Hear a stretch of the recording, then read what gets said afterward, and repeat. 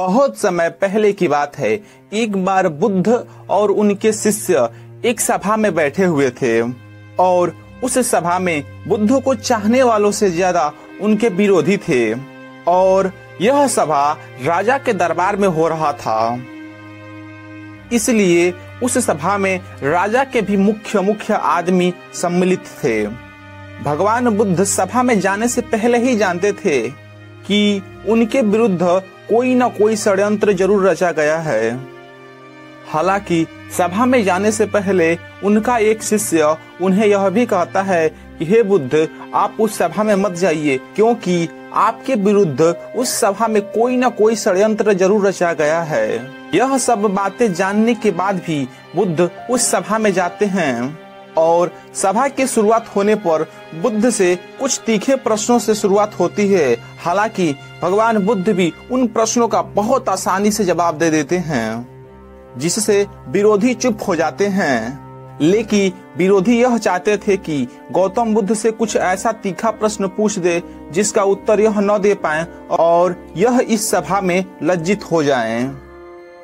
लेकिन गौतम बुद्ध सभी प्रश्नों का उत्तर बड़ी ही आसानी से दे देते थे। सभा में बैठे हर एक लोग बुद्ध से कोई न कोई प्रश्न पूछते हैं और जिसका उत्तर बुद्ध बड़ी ही आसानी से दे देते हैं। तभी उसी वक्त वहां एक स्त्री आती है और कहती है कि आप तो ध्यान की बातें करते हैं, आप तो ज्ञानी हैं, सत्य की बातें करते हैं, आप लोगों को सत्य की राह पे चलने की राह देते हैं। क्या आपके अंदर थोड़ी भी दया नहीं है कि आपको मुझ अबला की कोई चिंता नहीं है जिसे आपने गर्भवती करके छोड़ दिया है? क्या आपको मेरे पेट में पल रहे बच्चे की कोई फिक्र नहीं?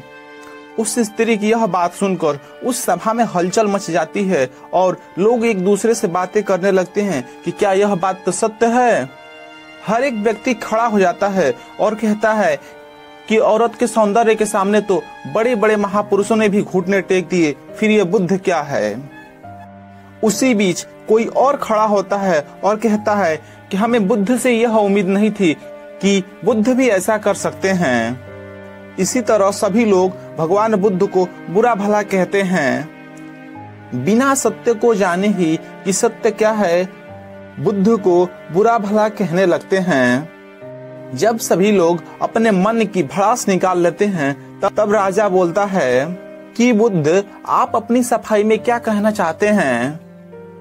हालांकि वह राजा भी भगवान बुद्ध से ईर्ष्या करता था और वे सब लोग चाहते थे कि बुद्ध किसी न किसी तरह बदनाम हो जाएं।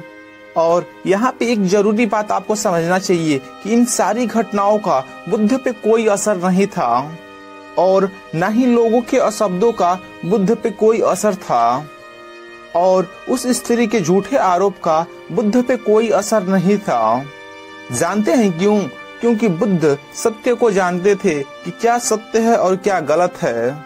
वह अपने नजर में सही थे और फॉर्मूला भी यही है कि चाहे पूरी दुनिया आपके खिलाफ हो जाए, अगर आप अपने नजर में सही हैं, अगर आप अपने आप को जानते हैं कि आप सत्य के साथ खड़े हैं, तो आपका कोई भी कुछ बिगाड़ नहीं सकता है।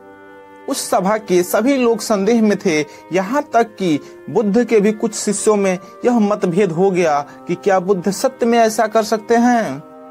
लेकिन बुद्ध जानते थे कि वह क्या है और सत्य क्या है, इसीलिए उनके चेहरे पर भी थोड़ा सा भी बदलाव नहीं था। और राजा बुद्ध से कहते हैं कि क्या आप अपनी सफाई में कुछ कहना चाहते हैं। तब बुद्ध उस स्त्री से कहते हैं कि पुत्री, इस पूरे ब्रह्मांड में सत्य के केवल दो ही लोग जानते हैं कि तुम सत्य कह रही हो या झूठ। इसके पहले कि बुद्ध और कुछ कहते, वह स्त्री अपनी नजरें चुराने लगती है। असत्य का सहारा लेने का मतलब यह है कि आप अपने अंदर डर का बीज बोना स्टार्ट कर दिए हैं। अब यह बीज जैसे जैसे बढ़ता जाएगा वैसे वैसे ही आपकी समस्या भी बढ़ती जाएगी। सभा का एक व्यक्ति उस स्त्री से कहता है कि तुमने बहुत बड़ी बात कही है। अगर यह बात गलत होती है तो तुम्हें पता है ना कि तुम्हें कौन सी सजा दी जाएगी। और यह बात सुनते ही उसके हाथ पैर कांपने लगते हैं और वह वहां से तेजी से भागने लगती है और तेजी से भागने के कारण उसने अपने पीठ में जो भी गठरी बांधी थी वह गठरी गिर जाती है और सत्य सबके सामने आ जाता है। तब राजा उसी समय अपने सैनिकों को आदेश देता है कि इस स्त्री को बंदी बनाया जाए, लेकिन भगवान बुद्ध के कहने पे उस स्त्री को क्षमा कर दिया जाता है। एक बात हमेशा याद रखिएगा कि आपका धैर्य और आपका अपने ही नजरों में सही बनना आपको बड़ी से बड़ी समस्याओं से बचा सकता है। इस बात से कोई फर्क नहीं पड़ता कि कितने लोग आपके खिलाफ हैं और कितने लोग आपके साथ हैं। फर्क इस बात से पड़ता है कि क्या आप अपने साथ हैं। तो दोस्तों, मैं यह आशा और उम्मीद करता हूँ कि गौतम बुद्ध की इन बातों को आप अपने जीवन में भी अमल करेंगे। तो दोस्तों, यह कहानी आपको कैसी लगी? अच्छी लगी तो वीडियो को लाइक कर दें और चैनल को सब्सक्राइब कर दें। तो चलिए मिलते हैं अगली कहानी में। धन्यवाद।